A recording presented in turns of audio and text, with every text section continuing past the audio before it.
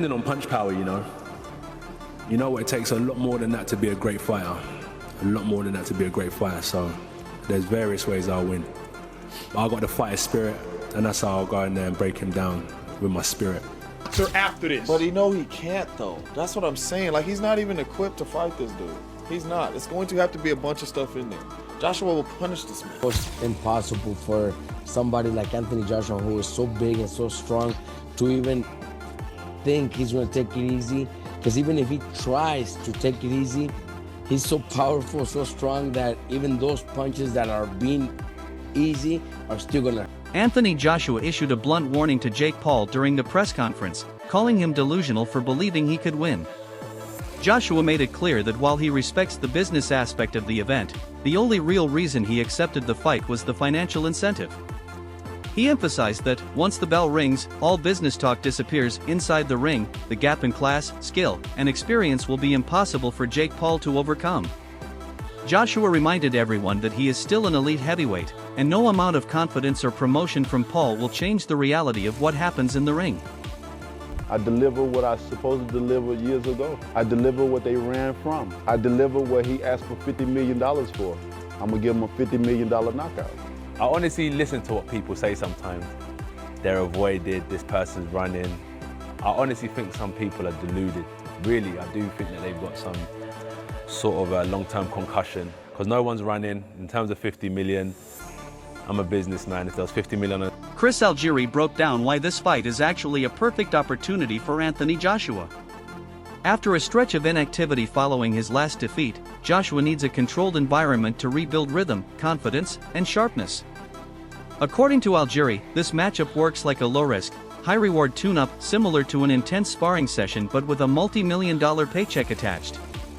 He believes Joshua will regain momentum without exposing himself to serious danger, allowing him to reset mentally and physically while staying active in the sport. From every angle, financial, tactical, and psychological, the fight aligns with Joshua's comeback strategy. What are we talking here? Like, it's going to be an exhibition? No, it's a fight. You're a heavyweight. You're calling out heavyweights. You're calling out a heavyweight. You're calling out Anthony Joshua, former world champion. You're calling him out on short notice. It's a fight. You're going to wear 10-ounce gloves and you're going to fight 10 rounds, and that's what it is. I don't understand any idea of anything else. Oh, it's going to be 8-2s? Is it going to be 15-ounce gloves? What the hell are we doing? This is boxing. You want to fight a real guy? You're fighting a real guy, which I am very respectful. And I respect the hell out of Jake Paul if he does step in the ring with Anthony Joshua. No matter what happens, kid's got balls of steel, and I applaud you. Well, the reason I say we don't know yet because Jake Paul has fought in his last fight with Gervonta Davis was going to be an exhibition. They had to do that because of the weight difference. This is still a weight difference here. I mean, Anthony Joshua... No, there's not. No, it's not. It's heavyweight. It's the same weight class. Well, what do you consider Jake Paul? Cruiserweight or heavyweight? Heavyweight. How much did he weigh his last fight? He's fought at cruiserweight. He's also fought at heavyweight. Against Tyson was at heavyweight. What was his last fight? He's a cruiser. He's a heavyweight. What was he his was last too. fight? It was his last Mike fight was Tyson. at cruiser against Chavez. Whatever, you know what I mean? Like the reason Gervonta Davis fight. He fought Chavez after Tyson. I guess Tyson was that long ago. Wow.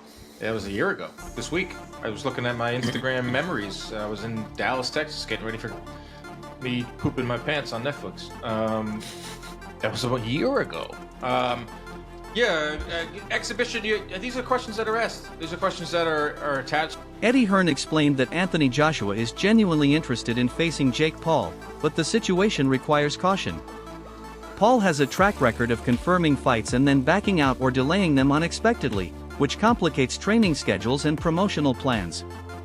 Because of this, Joshua's camp is preparing for sudden changes while continuing to train methodically. Hearn stressed that if Jake Paul is truly committed this time, the fight could become one of the biggest paydays of Joshua's entire career. However, the team must balance excitement with strategic patience. They want the financial rewards without falling victim to Paul's unpredictability. Hearn's comments highlight the delicate balance between opportunity and risk when dealing with Jake Paul's unconventional approach to negotiations and promotion. Paul news seemed to come to a surprise for many. How close are we to making that fight, Eddie? Not that close. I mean, there are conversations. There's a lot of hurdles to overcome. But if he's serious about the fight, and if it can get made, there's a very good chance we'll do it. Is it on Netflix, and what did DAZN have to say of the fact that it might? One of the hurdles to overcome. But we were going to have an 8-round run out in December. Just so happens it might be against Jake Paul. Have you spoke to Nikisa? I know you're not friends with him. What are the conversations you've had? That's who we're talking about, you know. And if they're serious and if it's real, there's a good chance. But listen, we could wake up tomorrow and he's announced another opponent and he just used AJ's name for clout. Listen, I have to respect him if he takes the fight. But who knows? What do you think Dana White will make of this fight? I mean, he did Mayweather against McGregor. He doesn't like Jake Paul. I really couldn't care less what he thinks about the fight. AJ's going to make close to or around a career high payday, and we'll take. Paulie Malignaggi made it clear that Anthony Joshua will treat the fight with complete seriousness, exhibition or not. Throughout his entire career, Joshua has never taken an opponent lightly, and stepping into the ring means activating his full competitive mindset. Malignaggi pointed out Joshua's ability to read his opponent, time his shots, and instantly punish even small mistakes.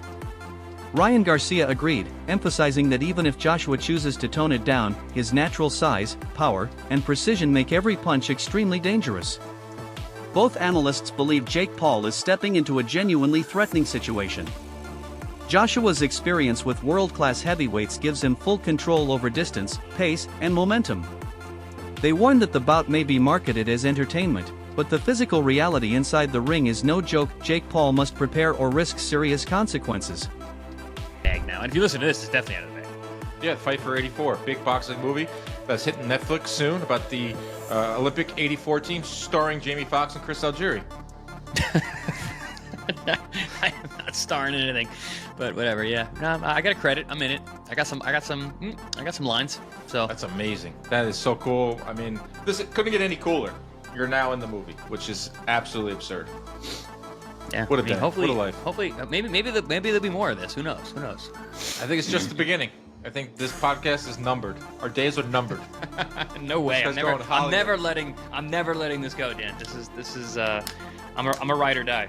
I hope you get so big and become such a big actor that you are like delaying production because you have to film our podcast in your trailer. Chris is in his trailer. Wait, he's got to finish his podcast with Dan.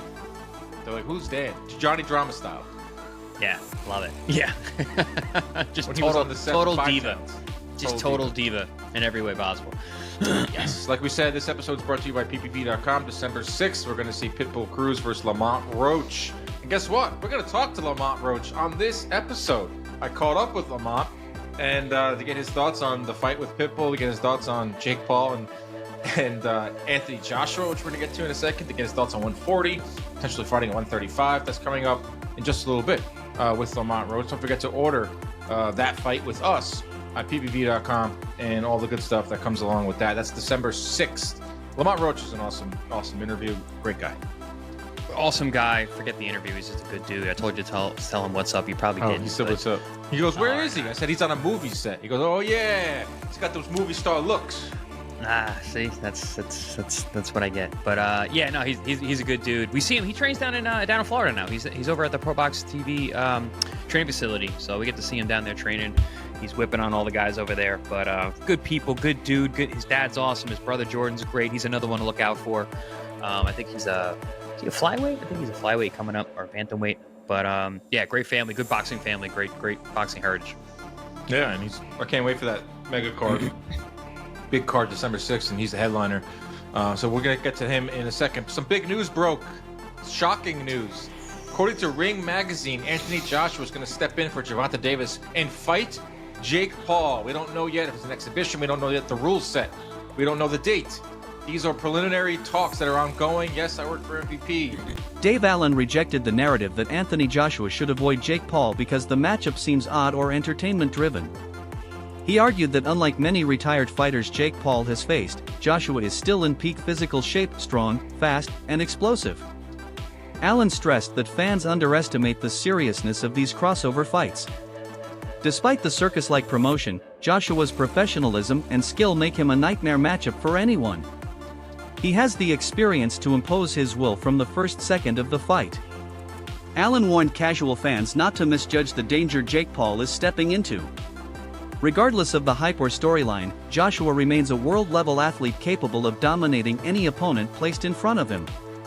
Of it was probably shouldn't be licensed, but Florida are very kind of easy commission to get. Yeah, it'd be called an exhibition. It will be an exhibition. It probably would be called an exhibition. What's the point? For me, as long as that fight you mentioned just now, Spencer, as long as that roadmap is there and it's signed, that he fights an interim guy as a warm-up afterwards and fights Tyson Fury next year, and Fury's on board, I'm great with it. Otherwise, I do think his legacy's damaged if his last fight is with Jake Paul. An exhibition is a waste of time. They're for retired fighters. For retired fighters, it's a load of rubbish. Yeah, listen, the guy's still in his athletic prime. I personally don't see the reason why they can't just do the Tyson Fury fight. Why do we need interims? Well, we all want that. Yeah, but why do we need interims? Why do we need warm-ups? We're talking about two experienced guys who've been the best, as you just said, of the last 10, 20 years. Let's get the fight on. It's as ridiculous as Gervonta Davis going in with him, basically, isn't it, with Jake Paul, Quite frankly? no different mindsets. And what, again, listening to Eddie today and what he was saying, the damage that Anthony Joshua has suffered mentally, not physically, because physically he's still all there, but mentally against Daniel Dubois, he needs to go through that process again. And they said, and that's just the whole getting your hands wrapped up, doing it, whether it's Jake Paul, whether it's a top 100 fighter, you go, that's the way Anthony Joshua ticks. He needs that before going into the... All roads lead to Fury, right? We all know that. Whether Fury... Analysts noted that Jake Paul is finally facing an active, prime condition fighter unlike the older, faded, or retired opponents he previously battled. While this helps validate Paul as a legitimate competitor, it dramatically increases the physical risk. Joshua's power, timing, and high-level experience represent a challenge far beyond anything Paul has encountered so far. Even though competitively the match is closer to Paul's level than critics admit, the danger factor is undeniably higher. The commentators stressed that health and safety are serious concerns, as Joshua's strength and precision could cause real damage if Paul makes mistakes. Maybe even bigger than the Mike Tyson fight. It's hard to say really. Tyson was a big name, but it's going to do numbers regardless because Joshua is a big name and then people are going to be tuning in to see Jake Paul get knocked out. Right now, Eddie Hearn talks about Jake Paul taking this Joshua fight. I mean, my estimations of Jake Paul would go through the roof if he signs to fight Anthony Joshua, because I just can't believe in my mind that he would do something like that. I mean, Gervonta was a smart one because of his size. Like, you know, I think actually he would have had a lot of success against Jake Paul, but the size is a problem.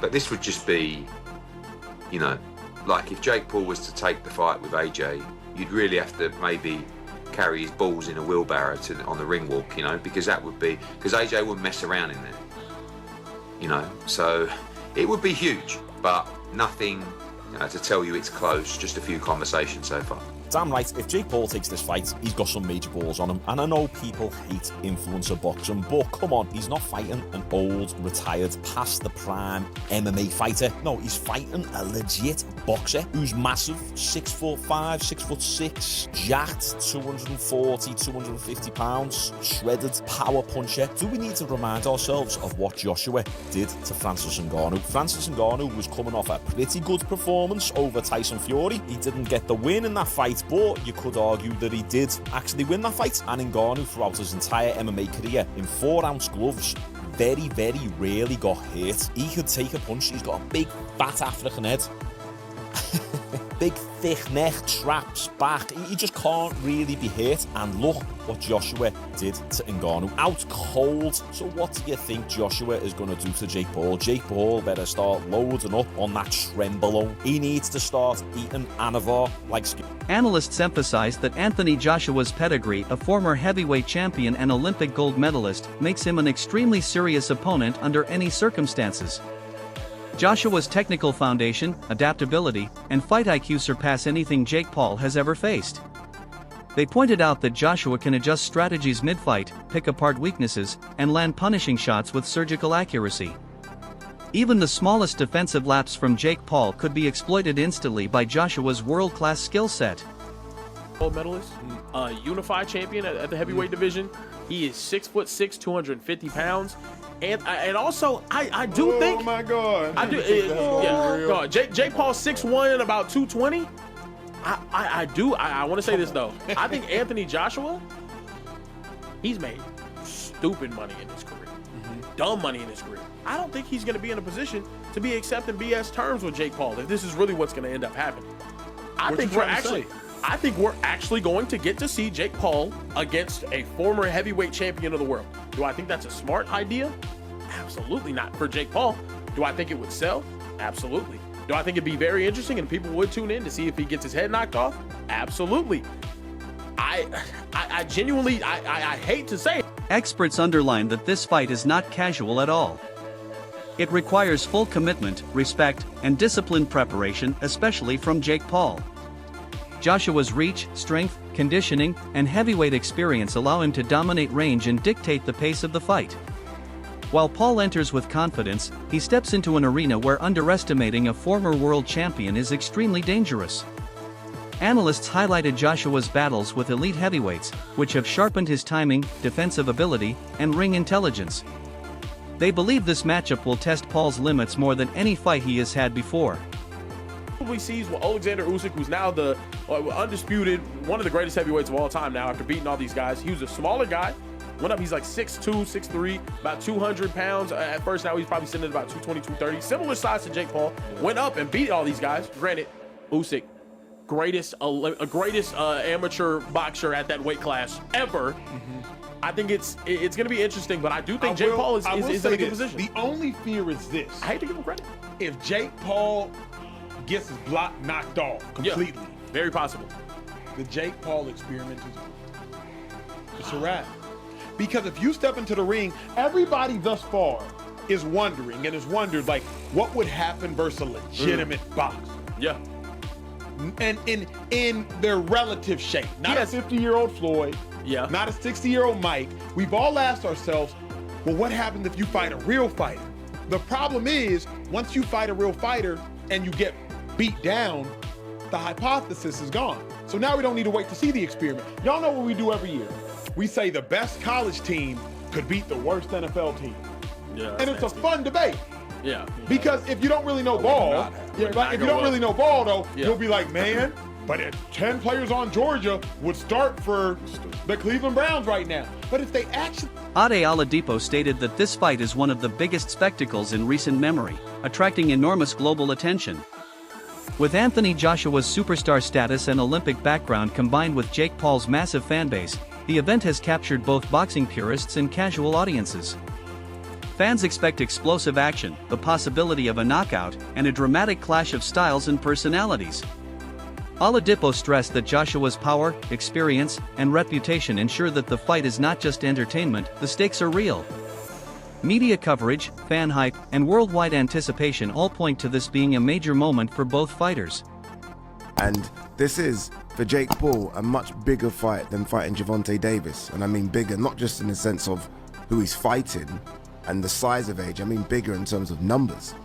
Like Jake Paul versus AJ does way bigger numbers for me than Gervonta versus AJ. I think this actually does bigger numbers than Terence Crawford versus Canelo. I really do. I think this is, again, if it makes money, it makes sense. Let's talk about the negativity. And look, I get it. Like, if you're like me, I still believe, and look, some might say, well, AJ's just going to pick up, who knows what the numbers are, 80, 100 million, right? And then continue on his trajectory or career to potentially become a world champion again. I don't like this pause, if this is just me. I still believe that AJ can do damage in the heavyweight division. I believe that. Again, some people are like, no, he's done. Okay, cool. I believe that AJ can do damage again. I look at the heavyweight division and I remove Alexander Usyk from it, and I'm like, AJ can beat a lot of those guys. So I like the idea of AJ staying busy and having real fights against real heavyweights. So I'm not a fan of this pause, especially considering that we've not seen AJ in the ring since September 2024. It's a long time. It's a long time. So if AJ has this fight, we're not going to see AJ in the ring properly until the spring. A long time. If AJ was busy, and then had this fight in between, I guess I wouldn't be too bad with it. I get it, right? If someone knocks on your door and says, do you want to fight Jake Paul for 100 million? You're like, you'd be stupid to say no. No, I don't want that 100 million for what would be and will be. And That's all for today's video. Stay tuned for more updates. Until next time.